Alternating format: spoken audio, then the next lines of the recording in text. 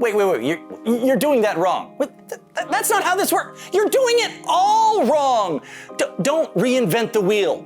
You have to do it this way. That is a terrible idea. Testaments of a job well done, probably. Let's take this from the top. The world is a pretty screwy place. I'd like to say that in a far more colorful manner, but my mom will probably read this book, so we're gonna have to endeavor to keep it PG-13. Hi, Mom. As a population, we cling to ideas we hate. We fear things that are benign, embrace stuff that will actually kill us, and as a whole, obsess over reality TV. So I'm not sure if that last part is particularly relevant, but it plays into the world as a screwy place thing, so let's roll with it. We claim to crave innovation while often being utterly punishing to those who dare try and innovate.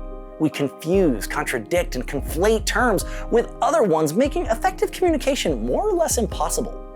We standardize our education system to mandate the process of getting the answer, not the ability to do so.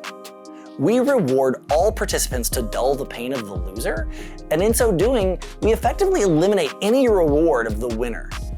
Even the so-called innovation companies that flood Silicon Valley or thread through the Beltway in the DC area tend to wrap themselves up in rigid systems and policies. They develop bureaucracies and self-imposed limitations and effectively strangle what they insist on calling innovation, a buzzword they don't seem to understand.